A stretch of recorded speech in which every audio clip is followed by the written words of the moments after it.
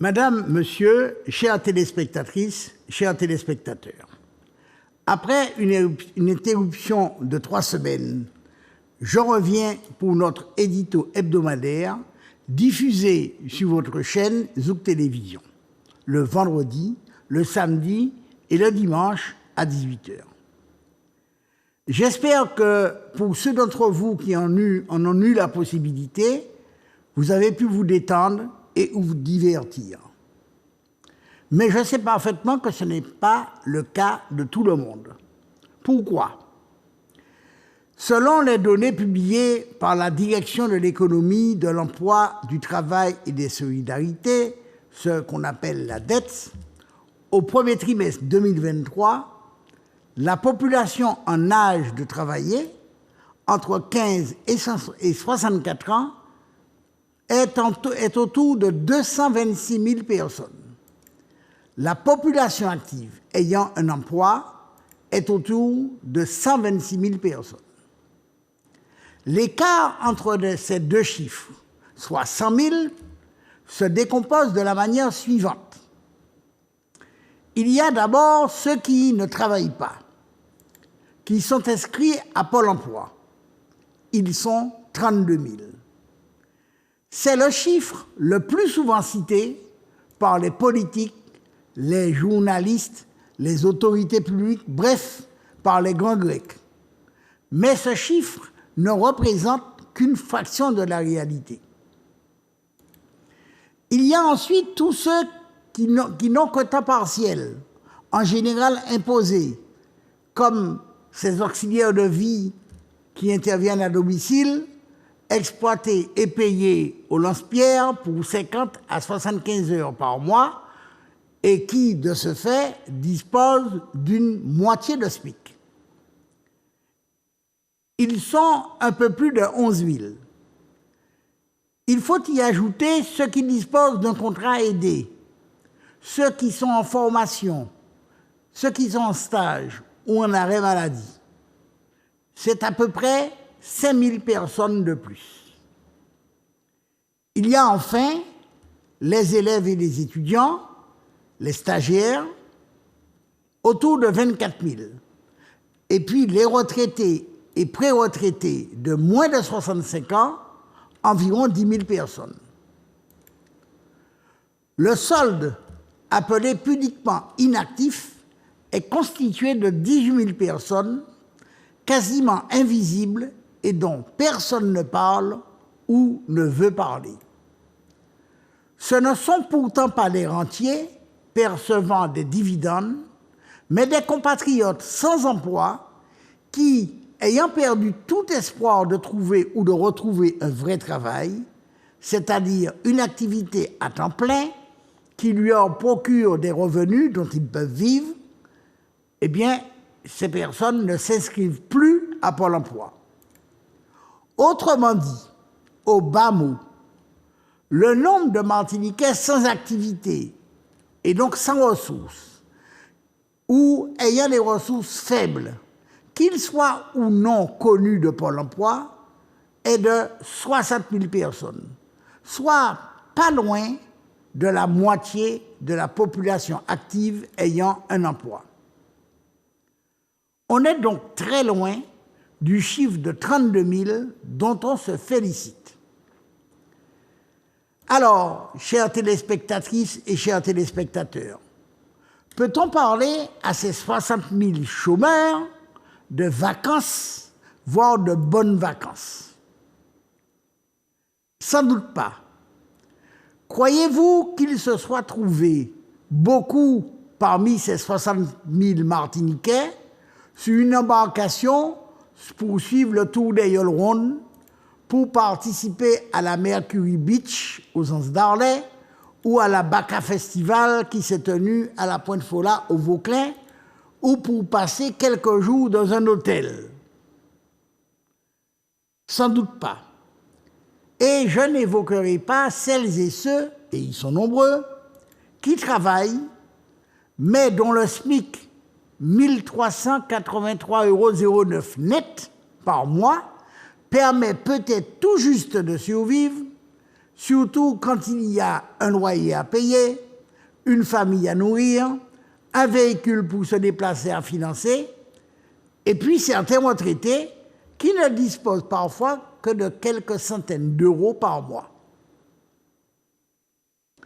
Avez-vous déjà entendu parler de ce sujet lors d'une plénière de la CTM, chères téléspectatrices et chers téléspectateurs? Avez-vous déjà vu le directeur régional de Pôle emploi, par exemple, présenter l'activité annuelle de cet organisme devant les élus territoriaux et notamment s'expliquer sur les radiations administratives prononcées qui, en 2022, étaient en très forte augmentation, plus 32%. Il n'a jamais été convié. Et il faut bien le dire, à la CTM, on est sérieux, on ne discute pas de ces choses-là. Pourtant, à suivre l'actualité, tout va pour le mieux. Nous n'avons pas eu à subir de cyclone, en tout cas pour le moment, et je touche du bois. Et les élus, les autorités étatiques et les médias se félicitent des bons chiffres de l'économie, au point de titrer, dans le quotidien France Antilles en mars dernier, la Martinique en pleine croissance économique. Croissance peut-être, mais croissance pour qui? C'est là la question. Mais cette question n'est pas posée. C'est sans doute parce que tout va bien que le président de la Martinique, en fait, celui qui se comporte comme tel, a décidé de réunir le congrès des élus, soit 100 personnes. Cette instance, en effet, regroupe les 51 élus de la CTM, les 9 membres de son conseil exécutif, les 34 maires et les 6 parlementaires, 4 députés et 2 sénateurs. Quelle mouche l'a piqué?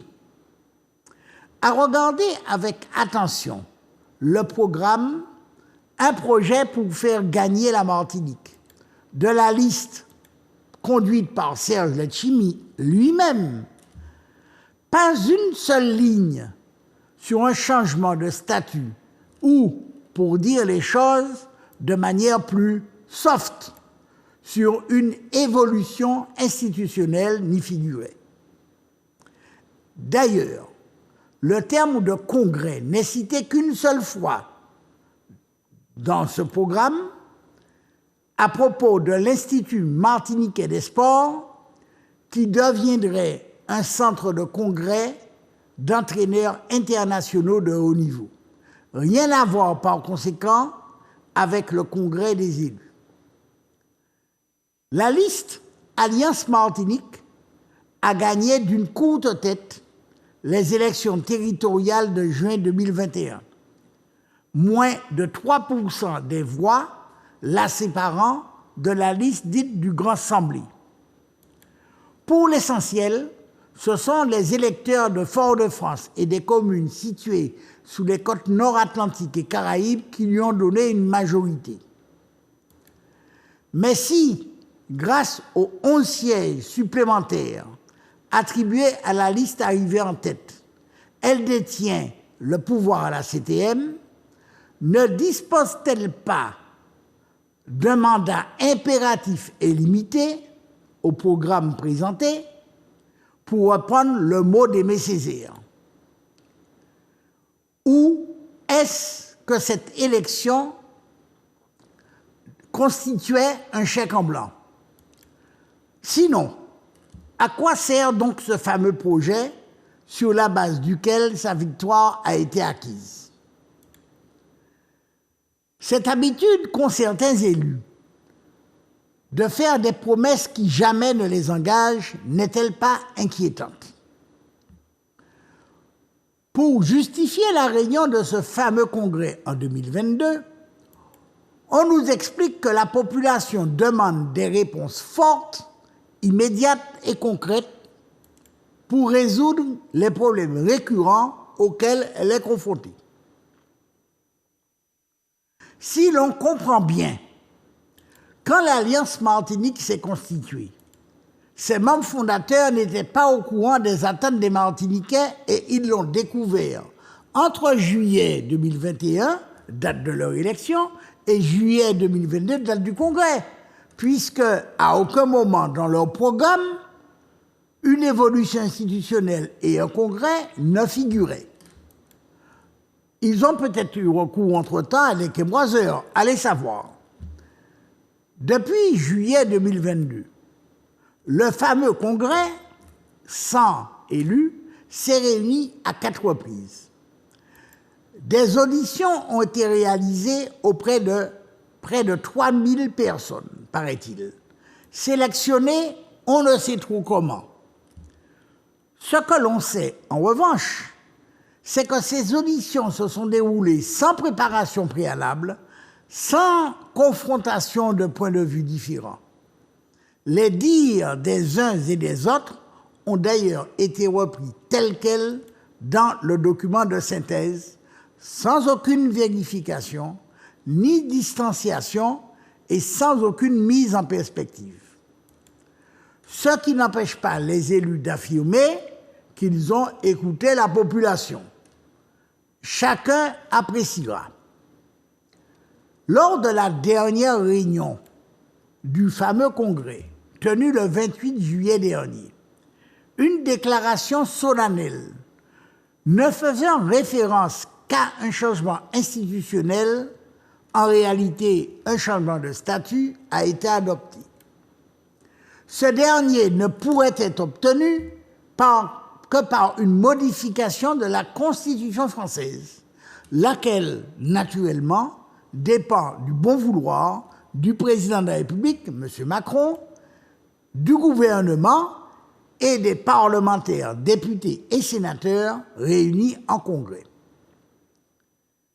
Cette déclaration était tellement solennelle qu'elle n'a été votée que par 23 élus présents sur 100 convoqués, les 77 autres ne s'étant pas déplacés.